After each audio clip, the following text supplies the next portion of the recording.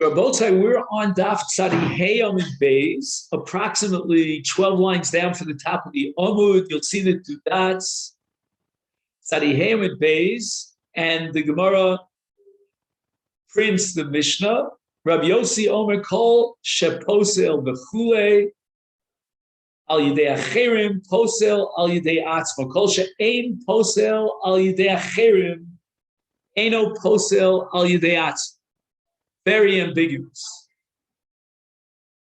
Micah Omer Rabbi Yossi. On what point is Rabbi Yossi coming to disagree with the Tanakh?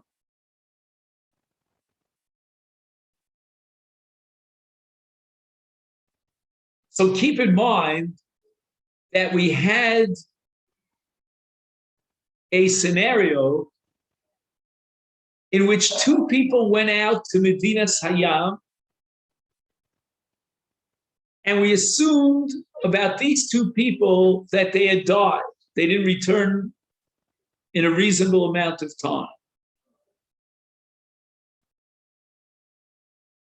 We had Ishto and we had Giso.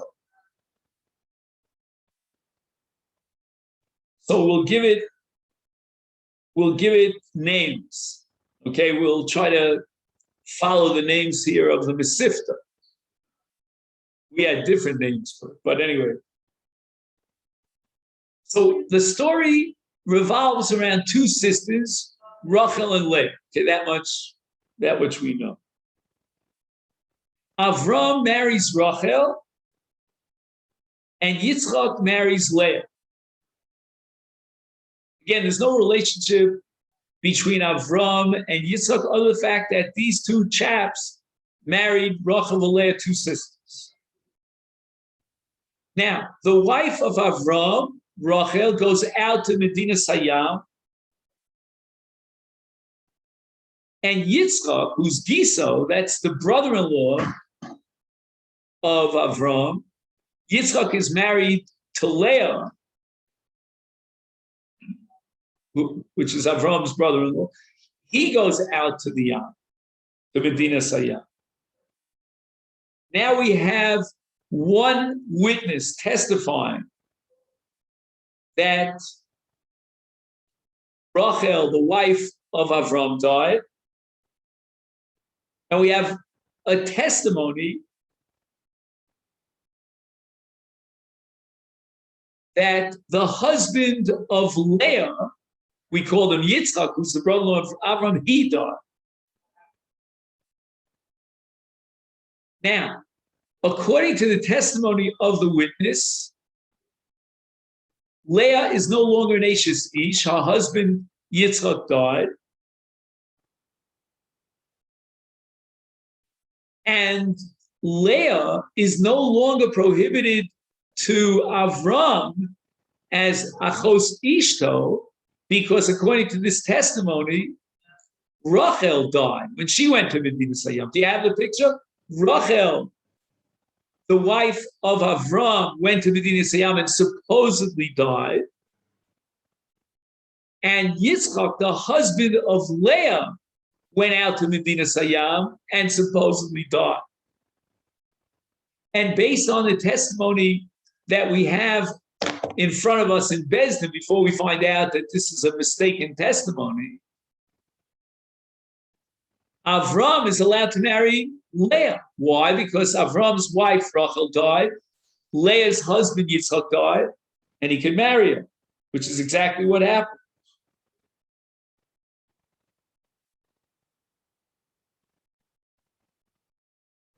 Nos Avram is Leah. Achakach bo Rachel v'Yitzchak b'Medinas Hayam. Rachel's alive and well, and Yitzchak's alive and well.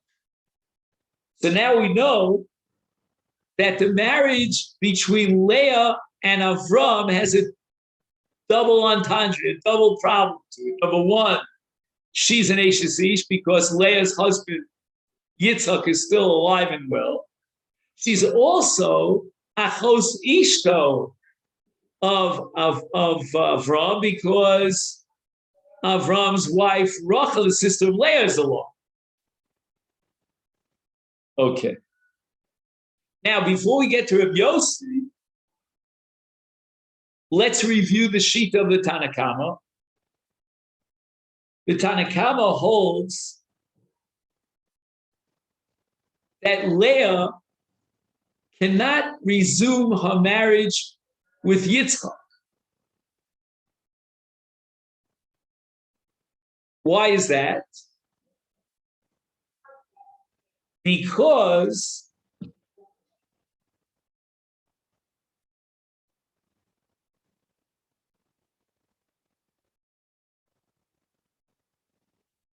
there's something really wrong, and I'll explain what I mean by wrong, with Leah marrying Avram based on the testimony of one witness.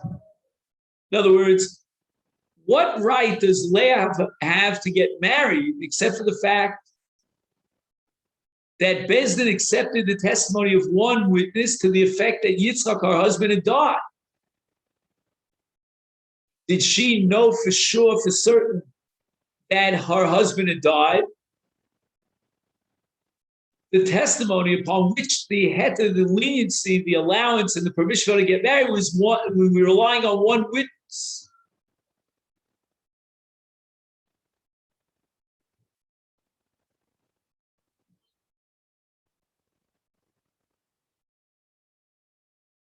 He writes here, Nises al pi Beis Din, in the case of Eidecha, is asura l'bayla.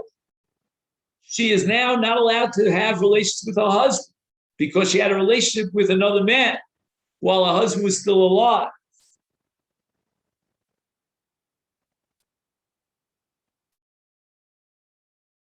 Now let's talk about Avram resuming his relationship with Rachel after having married Leah. And you may recall that we said, according to the Tanakama, that he's allowed to resume the relationship with Rachel, despite the fact that he had an intimacy with her sister Leah. That was the Kamashmalon, Talmud Lomar, that we discussed at great length yesterday.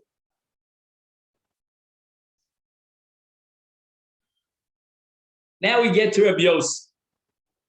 Again, as far as the Tanakhama is concerned, the bottom line is that when Rachel and Yitzchak return alive and well from Medina Sayyam, from the slow boat of China, then in the case of Avram, he can resume his relationship with Rachel. But in the case of Yitzchak, he is enjoined from resuming his marriage relationship with Leah because Leah relied on the testimony of one aide. She should have been more meticulous about examining, investigating until it was absolutely crystal clear to her that her husband, Yitzchak, had died. But she relied on one aide.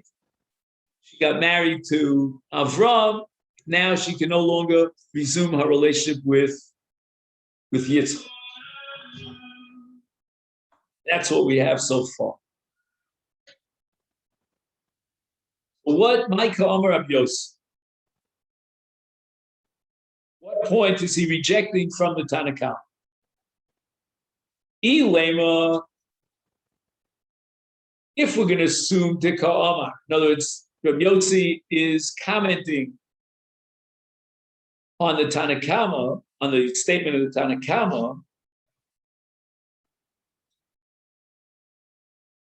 the Ozil Ishto Begiso, Medina Sayyam, and Ishto Begiso came back alive, and the Tanakhama holds Eshes Giso Asira, the Ishto Sharia.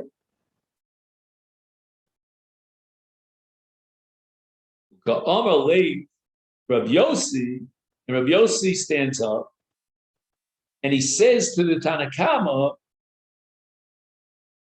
Yehechi the Ishto Sharia, Eshes Giso Nami Sharia.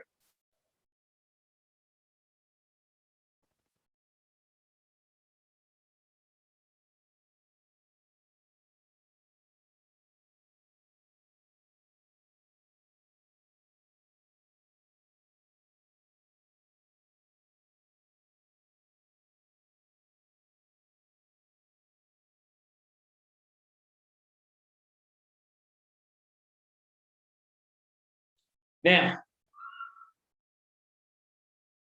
let's give a little bit of background here as to the Shita of the Tanakama that irritates Rav Yossi. What was the point that Rav Yossi came to disagree with? When Yitzchak comes back alive,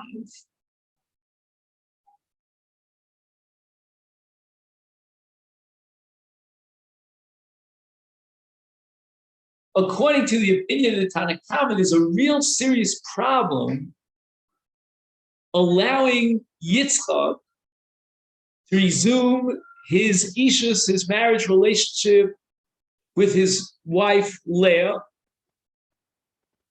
because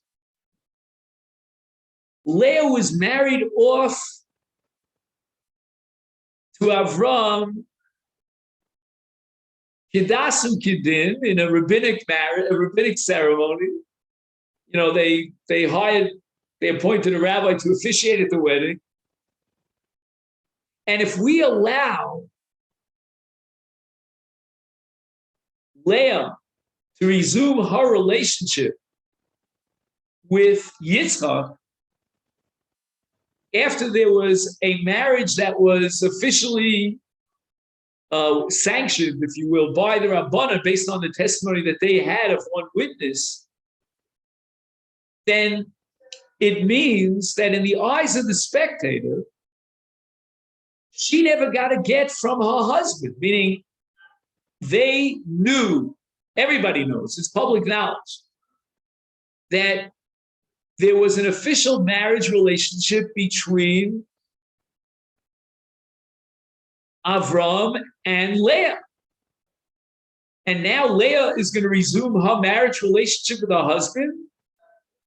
We can't allow that without first obtaining a get from Avram to Leah, because if Leah gets married without a get, people are going to say, wait a minute, here's a married woman. She was married with the official sanction of the Rabbanon, the rabbis, to Avram, and Avram never gave her a get.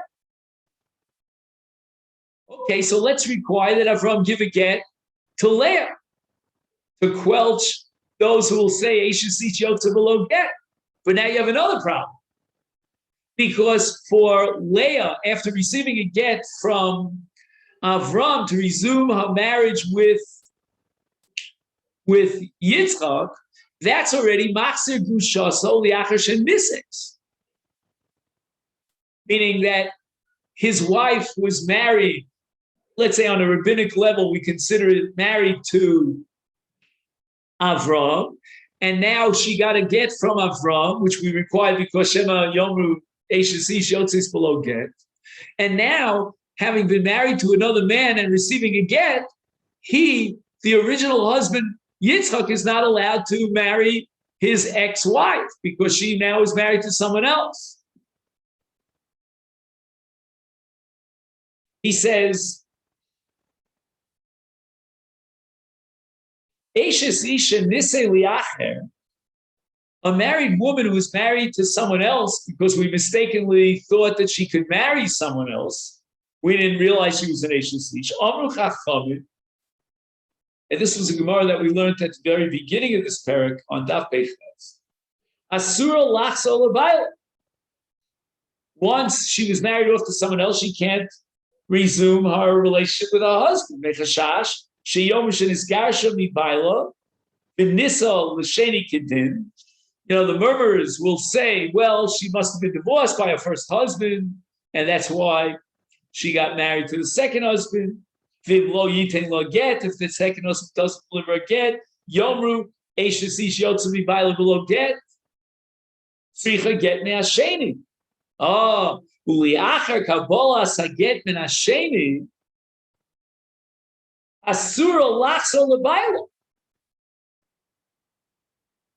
Right? Mishum sheyomru shaget mochiach shenizgarsha mibayla v'nisa l'sheni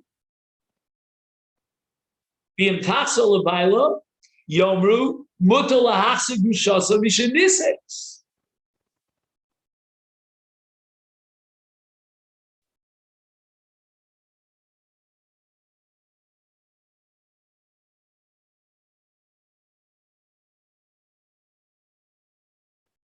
Okay, now let's get back to our Mishnah. So now, if we're talking about what's called Eishes Giso, right, Leah, and there's a chashash that with regard to Leah,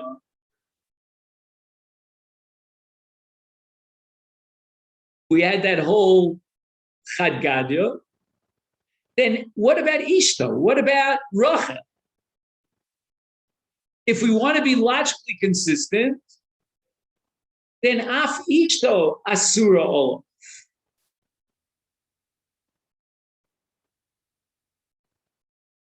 Why? Because since, what's his name? Since Avram delivered a get to Leah, which we were going to require, Shema Yomru HC Shotza below get. Now, the status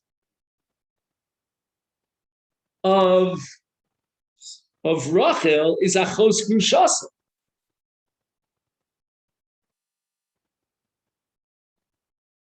You got that? In other words, once we require a get from Avram to Leah, then automatically we cannot allow Avram to resume his marriage with Rachel. Did I get the name right?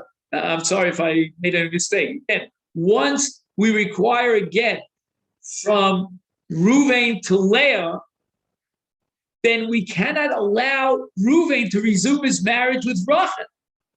Why? Because once having recognized the marriage to Leah, between Avram and Leah, then Rachel becomes Achos Ishto. Now you'll tell me, well, what do you mean Achos Ishto? He delivered a get. But it doesn't matter. That's called Achos Grushasa. A man can only marry Leah if he's married to Rachel after the death of Rachel, but not when Rachel is alive. Even if he delivers a get to Rachel, he cannot marry Leah. And now that we're recognizing the marriage between Avram and Leah, then there's no way we can allow Avram to resume his marriage with Rachel, because Rachel becomes Achos Grushasa. And therefore, Rabbi Yossi argues against the Chachamim, the Tanakam, I mean, that there's an inconsistency in your ruling. Ki hechi de ishto sharia is Eishes Giso Nami sharia.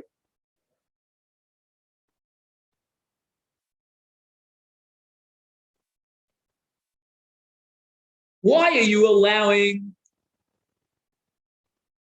Avram to resume his relationship, his marriage with Rachel? That you're not going to prohibit. Is then be consistent about it and allow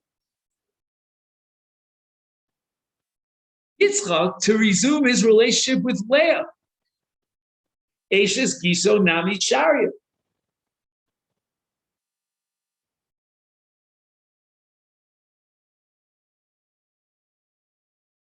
The only way, says Rabbi Yossi, in arguing against the Tanakama, that you could permit Avram to Rachel is only if there's no get between Avram and Leah. And if there's no get between Avram and Leah, then there's no reason why Leah cannot be muteres to resume a relationship, a marriage with Yitzchak. Because the only oser of that relationship to Yitzchak was the fact that Avram delivered a get to Leah.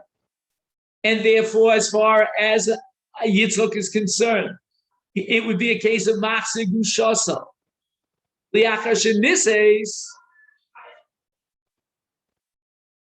And the only answer to that problem must be that we're going to waive, so to speak, the requirement of delivering a get from Avram to Leah. Well, if you're going to relieve that get, then there's no reason why Yitzchak shouldn't be allowed to resume his relation with Leah.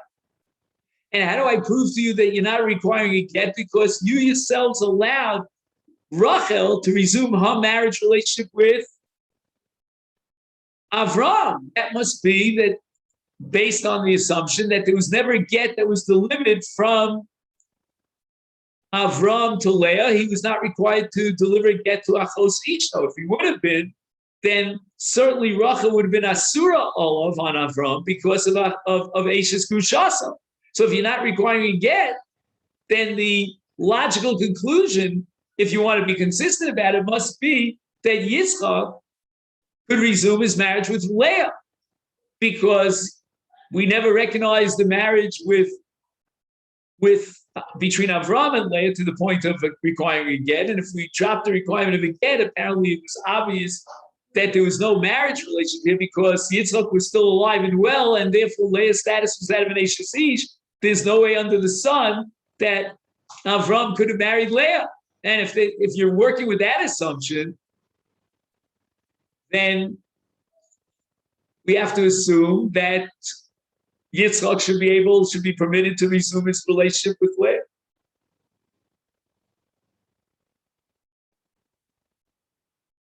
So Rabbi Yossi is now objecting and presenting an argument against the Tanakhama that there's a certain inconsistency in the Tanakhama's psak, which would allow Avram to resume his relationship with Rachel when at the same time prohibit Yitzchak from resuming his relationship with Leah.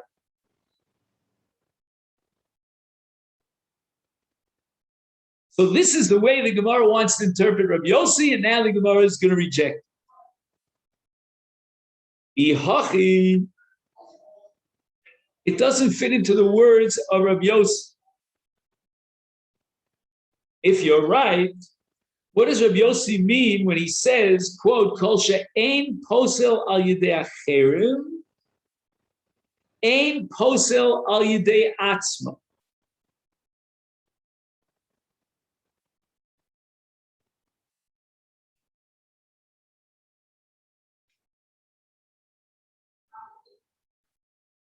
The language of Rabbi Yossi is off kilter if we analyze it meticulously. Ein posel al yidei acherim, ein posel al yidei atzma.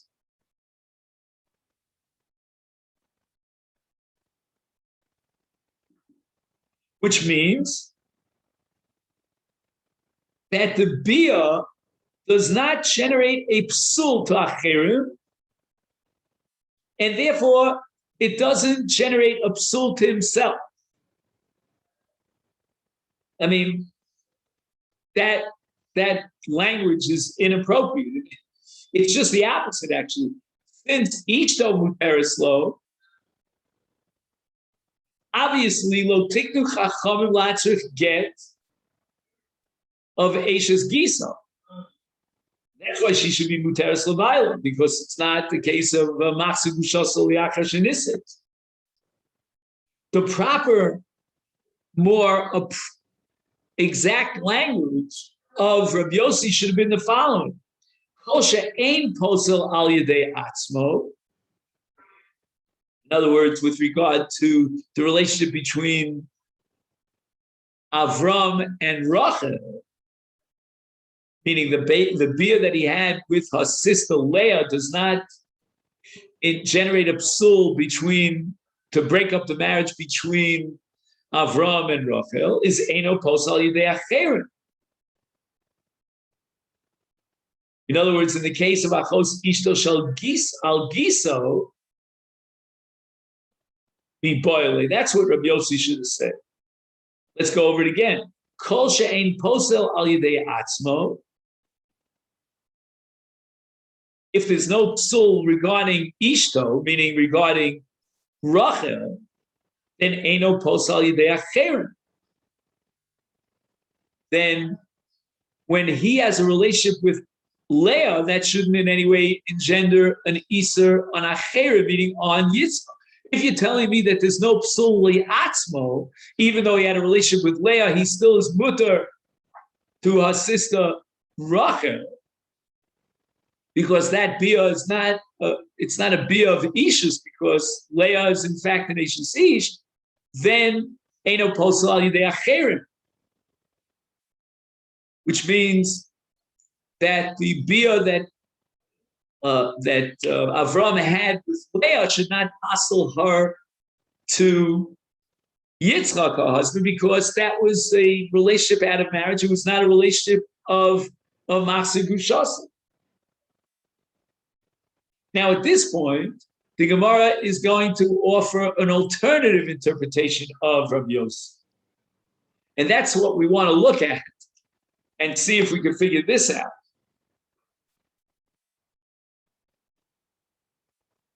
Ella, let's take the opposite possibility. Again, we were moving in the direction from Rachel to Leah. Let's go the opposite direction, from Leah to Rachel. Kihechi, the Eshes Giso Asura, just like you, the Tanakama, have established that we will not permit Leah to resume her marriage with Yitzchak. That's called Eshes Giso Asura.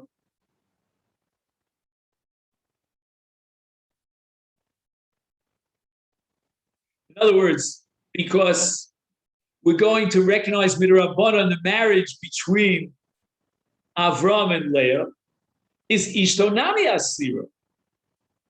You should be consistent and therefore generate an Isur between Avram and Rachel, because now, by recognizing the marriage to Leah, I mean between Avram and Leah, you are now in effect establishing that Rachel is a Chosishto.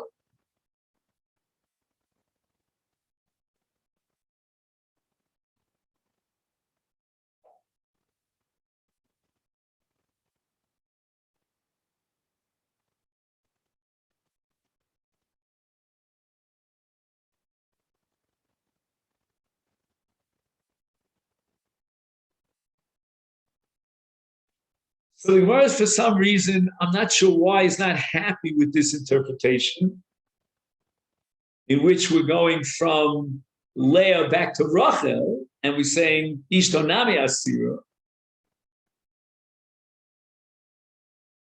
Because once again, the language of Rabbi Yossi does not fit. Ha-tenach means you've answered one question, but you haven't addressed another question, as far as the language formulated by Rabbi Yossi and our Mishnah. Ha-tenach, I begin to understand the beginning, the opening of the words of Rabbi Yossi, quote, Kol sheposel, I'll read the whole Mishnah. Kol sheposel al yidei acherim, posel al yidei atzmo. That part I understand. The psul part, that from the case of Rachel, we're going to draw, from the case of Leah, we're going to draw conclusions about Rachel.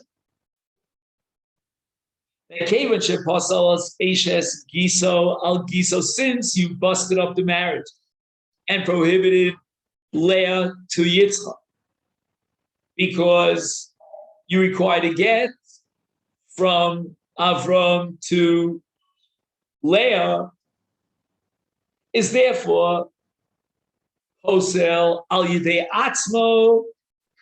His own wife now becomes psula to him, becomes asura to him, because once again we're dealing with achos ishto.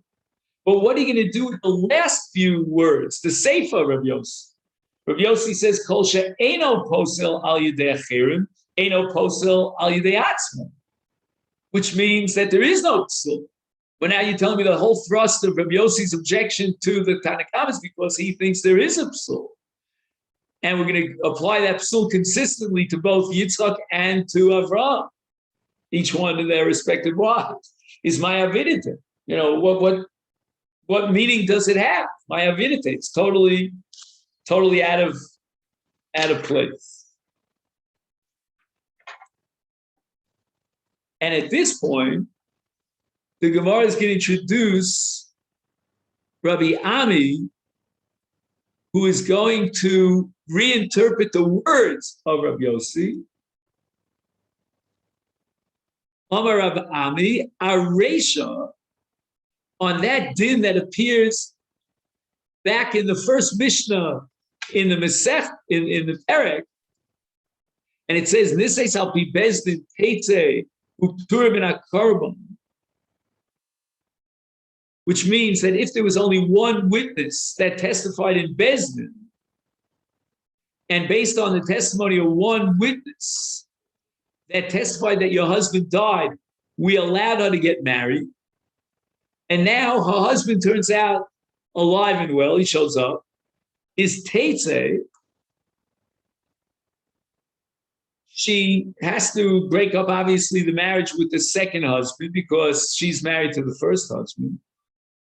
Uptur min hakorban, but she doesn't bring a korban chatas by having an adulterous relationship because she was niseis al pi bezdin. So that exonerates her from a korban chatas b'shogeg. And this is based on a general principle I think we've mentioned in the past, that yochid shas al pi oras bezdin eino chayav chatas, poter min hachatas.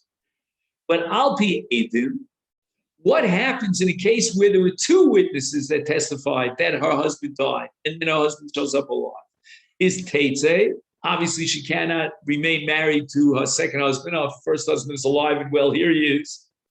But chayeves b'korban, now she's obligated to bring a korban chatos for the shkog of kares of living with another man.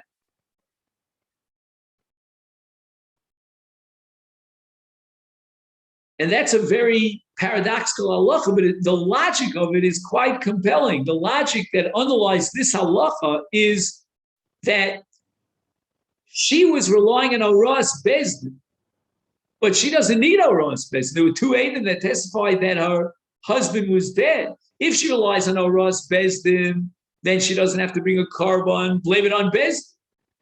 But it's her own fault in the case of two Eidim because she didn't have to rely on Bezdin. She could have got married based on the fact that two witnesses testify.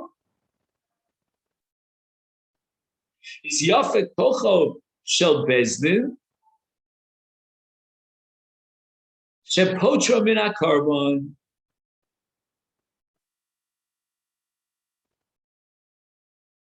So it's really interesting that paradoxically she's in better shape when there was only one witness, because then we're going to apply the principle of Yafa Koch Bezdin, she's relying on Bezdin. Then the case where two witnesses came in, she's in worse shape with two witnesses, she'll have to bring a korban because she's not able to invoke or activate the principle of Yafa Koch Bezdin, because once they're two Eidim, we don't need Bezdin.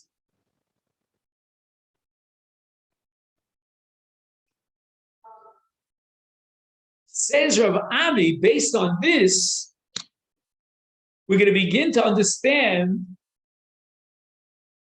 the, how should you say in English, the shakla v'tarya, the give and take of the Tanakama Rav Yossi in our Mishnah. Uka'amar Tanakama in our Mishnah says that the din, the status of a woman who comes from Medina Sayyab, and we had assumed that she was dead, but now she turns out to be alive. She's allowed to go back to her husband, says the Tanakama. Loshna al pi edim. It doesn't matter whether or not there were edim or only one eid.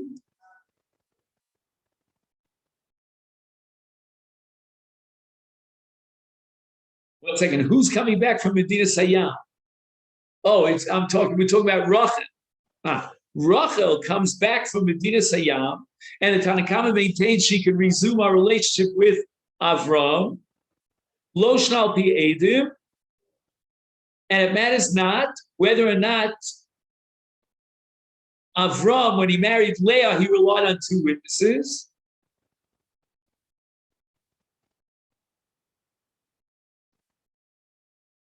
The Eishes Giso Shario,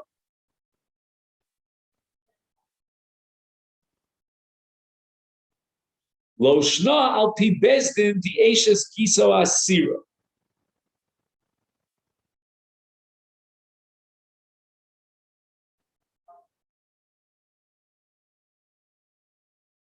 Amar le Rav Yossi al pi bezdin. The posel al yidei acherim, posel al yidei atzma. Al pi edim di eno posel al yidei acherim, eno posel al yidei atzma. Mirz Hashem will have to, again, be choresh v'dash, this shakalitaria, this give and take between the Tanakama and Rav Yossi tomorrow, Mirz Hashem. And we're going to get clarity on this sugya of Rabbi Ami. Again, later on, we'll get to the sugya of Rabbi Yitzchak Nafka, but now we want to focus our attention on Rabbi Ami. Okay, then? So let me wish you a wonderful day, and thank you very much.